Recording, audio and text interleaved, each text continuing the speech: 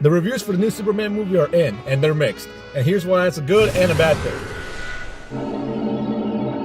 Now let me preface this by saying that I want this new Superman movie to win. I really want this to be really good so that we can have a DCU and we can have some friendly competition between the MCU and the DCU again. Because this has been a really hit or miss era of the superhero genre, and there's been a lot more misses than I feel like there's been hits. So naturally everybody's concerned about this new Superman movie because everything hinges on this Man of Steel to make sure that he delivers for the whole entirety of his universe. And fittingly so, everything hinges on the Man of Steel being good and being the best so that he can save his whole universe. So what are the reviews saying?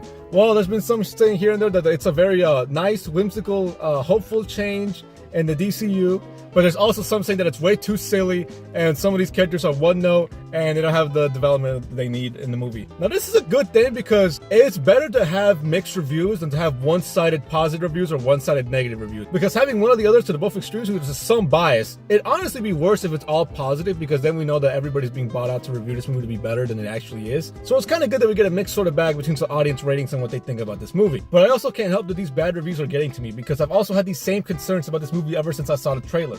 That there's too many characters. We already got Superman, we got Krypto, we got Lex Luthor, we got Ultraman, we got Mr. Terrific, we got Hawk Girl, we got Green Lantern. We got all these characters made for an Avengers level threat, or I guess in this case a Justice League level threat. To have all these characters in one movie is gonna seem like such a all over the place kind of movie. They're gonna be underdeveloped, are they gonna have their time to shine? Is it gonna be relevant to the plot, or are they just there for cameos? I don't know.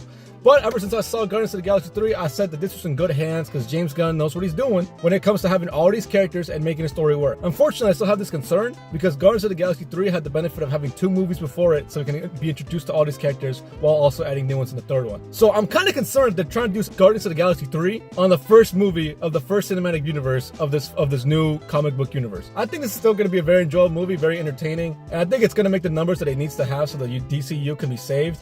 But I still feel like it's going to have a lot of issues. I have a feeling it's not going to be the amazing masterpiece that everybody's trying to make it out to be, but I definitely think it's going to be an enjoyable, entertaining movie, and it is going to make the ticket numbers and sales in order to save the DCU.